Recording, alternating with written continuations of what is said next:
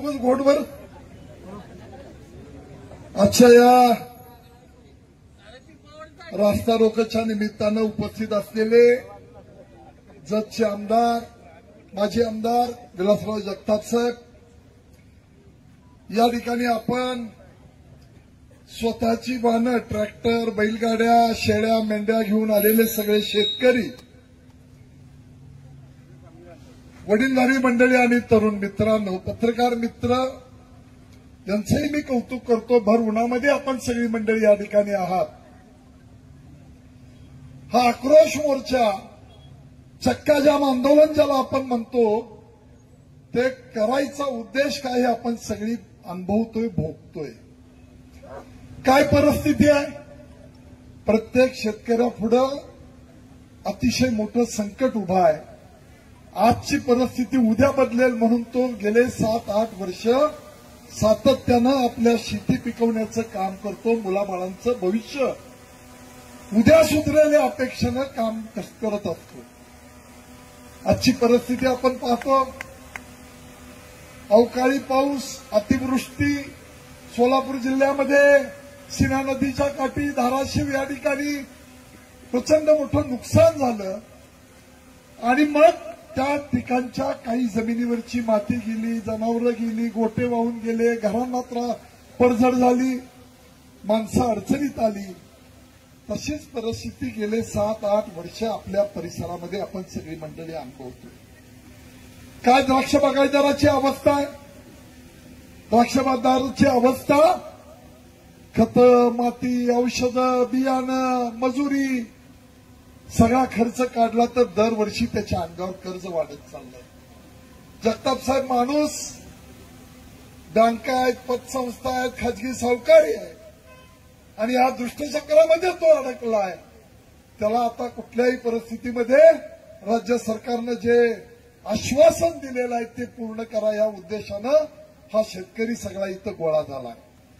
मी आपल्याला विनंती करतो की तुम्ही राज्य चालवणारे मायबाप सरकार म्हणून आपण तुमच्याकडे पाहतो.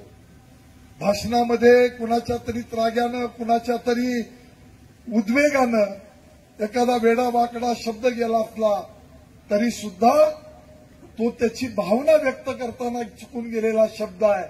पण मी आपल्याला सांगतो की आपण दिलेलं आश्वासन आपल्याला पूर्ण करायचं आहे. काय परिस्थिती पाहतो? जाती धर्माचं राजकारण सुरू झालं. काय परिस्थिती होती 7-8 वर्षापूर्वी? असं वातावरण होतं का? कोण मराठा, कोण धनगर, कोण माळी, कोण धोबी, शेजारी पाजारीचा धर्म माणसं पाळत होती. जाती धर्माकडे कधी एवढ्या प्रकर्षानं पाहत नव्हतं. काय सुरू आहे?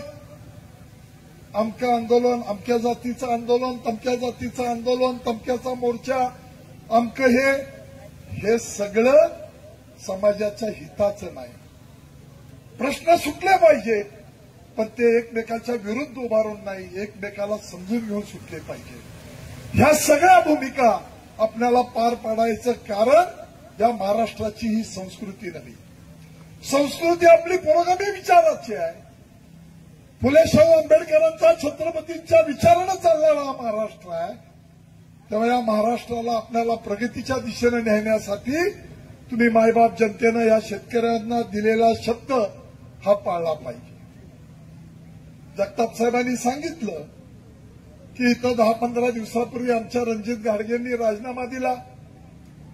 ज्यावेळी नगराध्यक्ष केलं, काही थोडंसं शहराचं आश्वासन दिलं, काही मंडळींनी त्यांना मुख्यमंत्र्यापर्यंत घेऊन गेले आणि त्यांचा प्रवेश करून घेतला.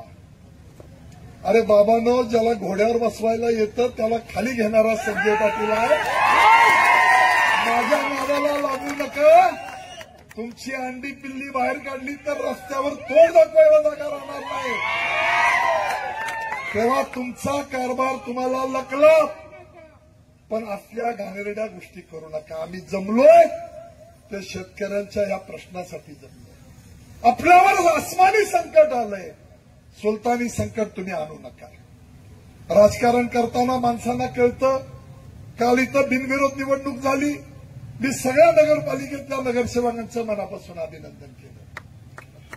भूमिका चांगली असली पाहिजे.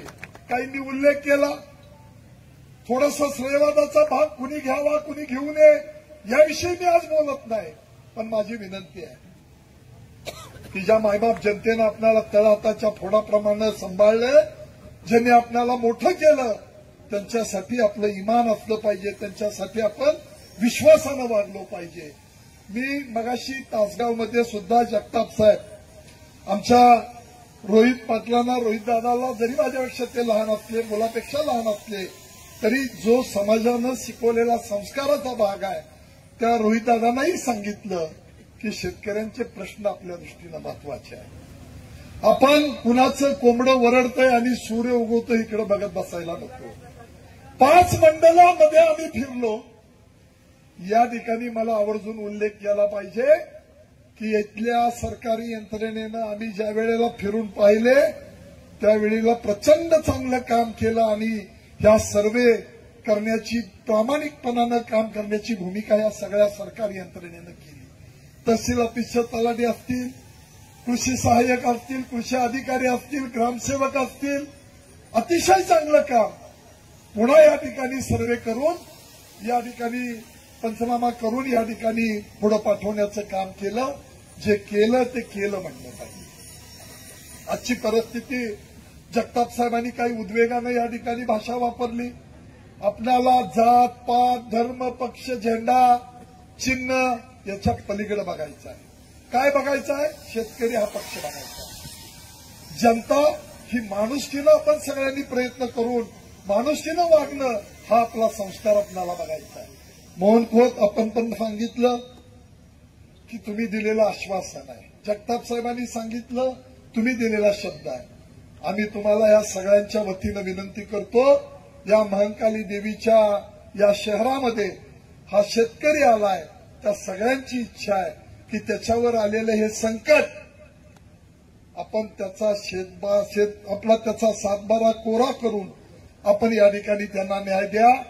उन्हातानामध्ये आलेली ही सगळी जनावरं, शेतकऱ्यांच्या भावना, त्यांच्यावर आलेलं संकट हे सोडवण्यासाठी तुम्ही तात्काळ या ठिकाणी कामाला लागा आणि लवकरात लवकर त्यांना निर्णय द्या. त्याचं श्रेय, एक जाहिरात, सोशल मीडियावर कुठली पोस्ट आम्ही अजिबात करणार नाही.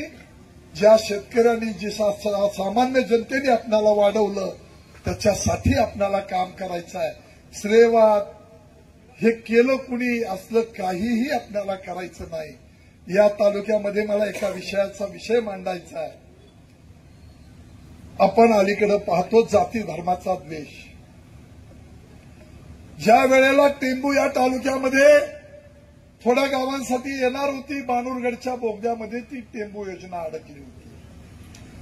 मला आपल्याला विनंती करायची आहे की जी 28 गावं या गावामध्ये ह्या टेंबू योजनेमध्ये घातली गेली, तिथं कुठल्या समाजाचं प्राबल्य आहे? धनगर समाजाचं प्राबल्य आहे. काय पाप केलं आम्ही? कधी भावना आम्ही व्यक्त केल्या? रात्रीचा दिवस केला. सेंट्रलमधनं पैसे आणले. ज्या वेळेला टेंबू योजनेला 1205 कोटी सेंट्रलमधनं आणले, मला देवेंद्र फडणवीस साहेबांनी, त्यावेळच्या मुख्यमंत्र्यांनी मला कृष्णा खोरेचंही उपाध्यक्षपद केलं होतं. ते पैसे डायरेक्ट अनुशेषाच्या बाहेर जाऊन या योजनेला आणले. म्हैसाळसाठी 2100 आणले, पुन्हा राहिलेले आपण 1400 कोटी आणले आणि विस्तारित म्हैसाळसाठी 2200 कोटी, 2100 आणि वर आकडा आहे जवळजवळ 2200 कोटी रुपये विस्तारित योजनेसाठी आले.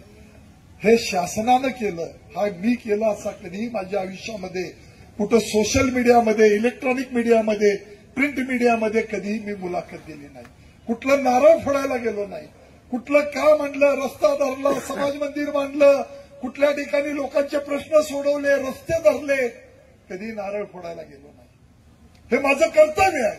त्या लोकांनी मला हे दिलं, पण लोकांना सुद्धा समजणं गरजेचं आहे असं मला अलीकडच्या काळात वाटायला लागलं. माझी विनंती आहे, जातीपातीच्या पलीकडे जाऊन समाज म्हणून आपण सगळे एकत्र राहिलो पाहिजे. कुणाकडे बघू नका. कोण पेटवतोय, कुणाचा स्वार्थ आहे, कुणाला कुठली राजकीय पोळी भाजायची आहे. योग्य वेळेला त्याही गोष्टी बोलेन, पण आज तो माझा विषय नाही. माझी सगळ्यांना विनंती आहे जातीपातीच्या पलीकडे जाऊन या शेतकऱ्यांचं सामान्य माणसाचं हित कशात आहे ते काम आपण करूया, ते सरकारच्या मागे लागूया, तो संघर्ष आपण करूया आणि त्यासाठी तुमची साथ हवी आहे म्हणून आपण सगळे इथं जमलोय. कवठे मंकाळमध्ये मला आपल्याला विनंती करायची आहे, या तालुक्याला सुद्धा संघर्ष नवा नाही, पण अलीकडच्या पिढींनी ते पाहिलं पाहिजे. पूर्वी घोरपडे सरकारने संघर्ष केला, शेंगे बापूंनी काम केलं, विठ्ठलराजेंनी काम केलं. या ठिकाणी या सगळ्या भूमिका आपण समजून घेतल्या पाहिजेत. जातीपातीच्या आणि पक्ष गटातटाच्या पलीकडे जाऊन आपण सगळ्यांनी एकत्र येऊन काम केल्याशिवाय आपल्यावर आलेलं हे आसमानी संकट जाणार नाही. सातबारा कोरा झाल्याशिवाय शेतकरी उभा राहणार नाही. तुमच्या व्यथा, तुमचे प्रश्न हे सगळे मला माहिती आहे.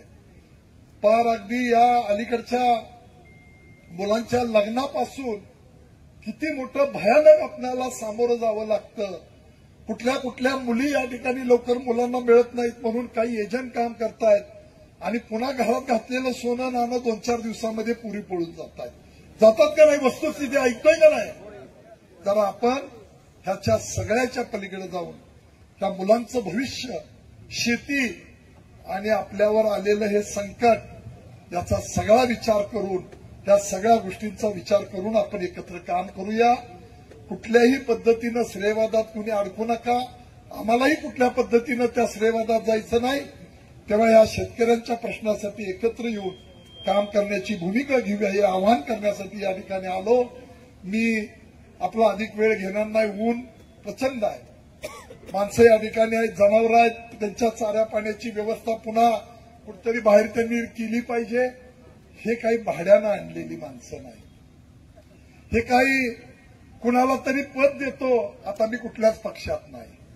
पद द्यायचे तुम्हाला फोन येतात. आमच्या तालुक्यामध्ये रोज 10-20 कार्यकर्त्यांना, रोज 10-20 माणसं कार्यकर्त्यांना फोन करते.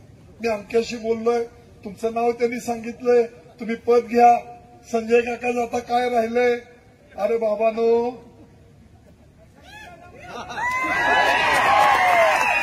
काय राहिलंय ते तुम्ही एक प्रयोग कवठे मंकाळच्या नगरपालिकेत करून बघितला. तुम्हाला या नगरसेवकांनी दिलेली चपराक लक्षात घ्या आणि जरा शांतपणानं वागा. फार खोडीलपणा करायला लागला तर बाबांनो तुम्हाला रस्त्यावर नीट फिरता येणार नाही. एवढी अंडी पिल्ली आमच्यापेक्षा आहे. ते काढायला लावू नका. एवढाच इशारा तुम्हाला देतो. कुणाकडून वेडा वाकडा शब्द गेला असेल तर मी दिलगिरी व्यक्त करतो. तुम्ही राज्याचे नेते आहात. तुम्ही या प्रश्नाकडे बघा. मायबाप म्हणून तुमच्याकडे ही गोरगरीब जनता पाहते. या माणसांच्याकडून कुठेतरी उद्वेगानं गेलेला शब्द निश्चितपणाने मी दिलगिरी व्यक्त करतो. पण या लोकांना तुमच्या हातात आहे. तुम्ही 7-12 कोरा करून द्या. एवढी आग्रहाची विनंती, एवढी आग्रहाची माणुसकीची तुम्हाला या ठिकाणी विनंती करतो आणि या ठिकाणी थांबतो.